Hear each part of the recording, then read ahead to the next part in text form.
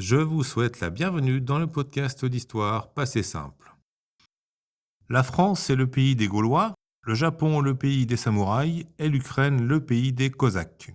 Autant en France et au Japon, l'héritage gaulois et samouraï, c'est largement plus un mythe inventé récemment qu'une réalité historique, autant en Ukraine, les références aux Cosaques, elles sont anciennes, profondes. On peut défendre l'idée que les Cosaques ont été à l'origine de l'Ukraine en tant que pays, que nation. Pourquoi? Comment?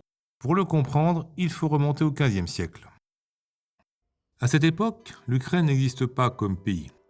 Son territoire s'appelle alors la Ruthénie. Et la Ruthénie est partagée entre le Grand-Duché de Lituanie, au nord-ouest, et le Khanat de Crimée, peuplé par les Tatars, vassals des Ottomans, au sud. Les raids tatars ravagent alors les campagnes ruthénes, dépeuplent les steppes et créent un vide politique. C'est là qu'apparaissent les Cosaques. Le mot vient du turc kazakh, homme libre. Déserteurs, paysans en fuite, ils forment sur le fleuve Dniepr une communauté organisée de façon démocratique.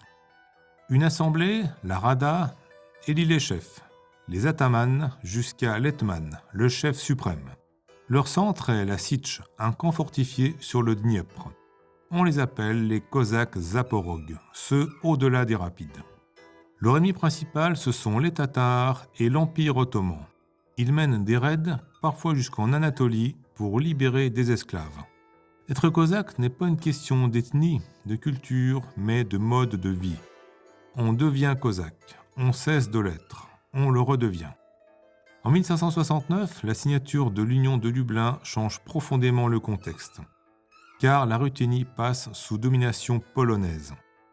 Les paysans ruthènes orthodoxes sont dès lors exploités par la noblesse polonaise catholique. Les tensions sociales et religieuses montent de plus en plus. La Sich devient alors un refuge et les Cosaques le cœur d'un immense ressentiment. En 1648, l'hetman Bohdan Khmelnytsky lance la révolte contre la Pologne. Il gagne, mais sa victoire est fragile et entachée de massacres, notamment anti-juifs. Pour protéger le nouveau territoire cosaque indépendant, il se tourne vers la Moscovie. En 1654, le traité de Péréyaslav est signé. Les Cosaques pensent obtenir une autonomie, Moscou y voit une soumission. Le piège se referme. Au XVIIIe siècle, les derniers espoirs s'effondrent. Catherine II supprime la Sich, abolit l'hetmanat, instaure le servage.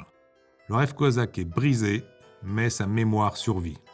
Au XIXe siècle, cette mémoire devient le refuge du sentiment national ukrainien. En 1917, pendant la Révolution et la guerre civile russe, la référence cosaque ressurgit partout. Rada, ataman, hetmanat, même les anarchistes de Makhno s'en inspirent. Depuis 1991, les Cosaques sont omniprésents en Ukraine.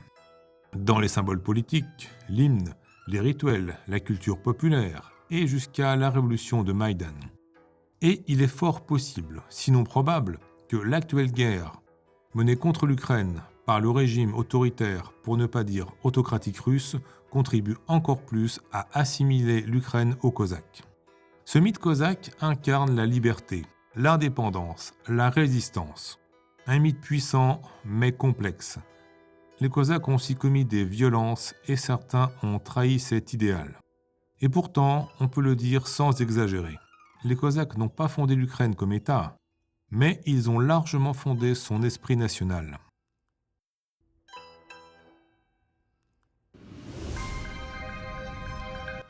Voilà, c'était Passé Simple. Merci pour votre écoute. J'espère que cet épisode vous a plu. Si c'est le cas, pensez à le partager, à me donner un like, une note ou même à lâcher un petit commentaire.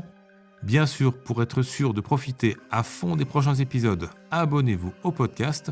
Vous pouvez le faire sur Spotify, Apple Podcasts, Deezer, Amazon Music, YouTube ou Peertube. Pour ça, tous les liens sont dans la description. Je vous dis à toutes et à tous à très bientôt pour un prochain épisode.